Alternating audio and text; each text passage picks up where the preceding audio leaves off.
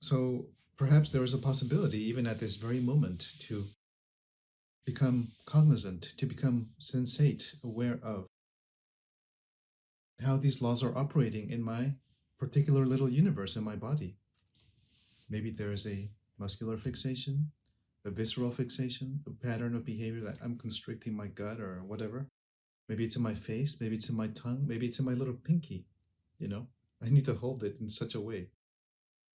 And if there's a witnessing of these, then the energy that is, it is metabolic energy that is being held there, will be allowed to move. And then I will be able to see beyond the energy that there is information in it about how I felt at some other time that is not now. This is not how I feel now. This is how I felt who knows when. 20 years ago, 30 years ago, 50 years ago. It naturally wants to flow up all the way to your head, because that's where your brain is. So all the metabolic energy is being given to the brain, and naturally it passes through the face and these different circuits that we have. And then we could enter what we call an updating cycle. Updating means that all that stuff that was whatever old is allowed to be witnessed in the face, in the senses, and then it is gone. It is taken away. There is no longer any need to suppress it, that one thing. Maybe there's a scowl on my face, and I'll allow myself to experience what that scowl means to me. I regain my capacity to witness what is taking place. I am aware of the scowl on my face. I let it fully manifest. It's a behavioral fixation that wants to be released. And as I witness it, it is released by itself. I just need to stop intervening.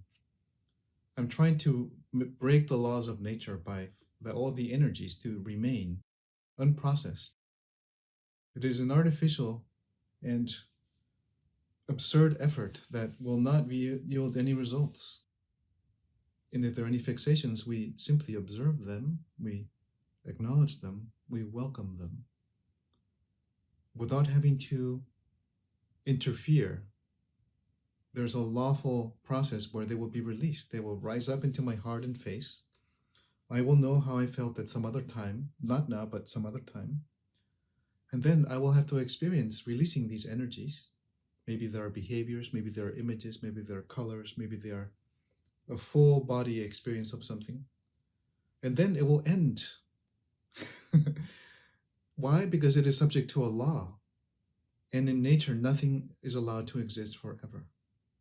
Nothing. Everything in nature comes and it goes. It opens and it closes. It ends, you see. But there we have developed this kind of disease, we call it our mind. And that disease is saying, no, I can stop this from happening. I will control myself. I will try to think about something. I feel like there's a contradiction between, like, I can look around and see everything, and yet then I look at the screen and I see my face and I'm like, why does that face look that way? That looks like a very sad face. But, like, where is that coming from? Because, I don't feel that when I look around, and then I look at my face and it's like, I don't like that sad face. Like, why does that look so sad? Why aren't you smiling? Why isn't there happiness? Why isn't there joy in that face? And, a smile to those eyes. And that, yeah. Well, what is your answer right now as you speak? I mean, is it necessary to even be tricked by the question why? It's a trick, isn't it? The fact is that it is, isn't it? Yeah. It is. Actually, when you now I do feel the sadness. Ah, yes. It's like I guess it's really hiding. Yeah, it is hiding behind the question why. Well, I will trick her with this. This is easy. She'll fall for it instantly. Why? Oh, yeah. I don't know. I will despair. But then it's just so simple. Your face, the experience of your face being witnessed on the screen, is another perceptual object, just like anything else. you witness it, and it gives you a reference. Oh wow, it looks sad. And then maybe instead of asking why, you can just experience whatever that is in your face, and then you feel it. And then the law begins its evolution, which is, oh, I can be free from being trapped behind the question why, or a judgment. It shouldn't be, but it is. And then I can just be sad, maybe for a minute or so. And then I will not be sad anymore, you know. These fixations in us, they do not have really intelligence. They have resistance, opposition. And that cannot be helped. We are all the same. We are all made exactly the same. I will resist. We are created, therefore we cannot choose that, you know. Any creation, as soon as it is created, it will begin to resist being destroyed.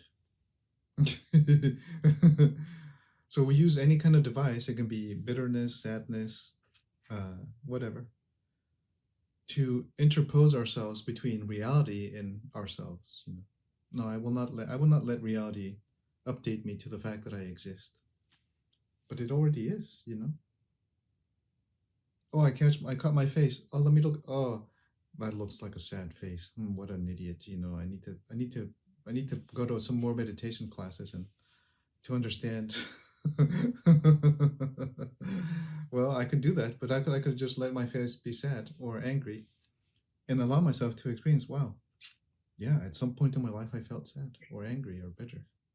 You know, it's just interesting. I just an interesting observation that I never look in the mirror. I avoid looking in the mirror. Ah. So Perhaps you have a new medicine. I do. Thank you.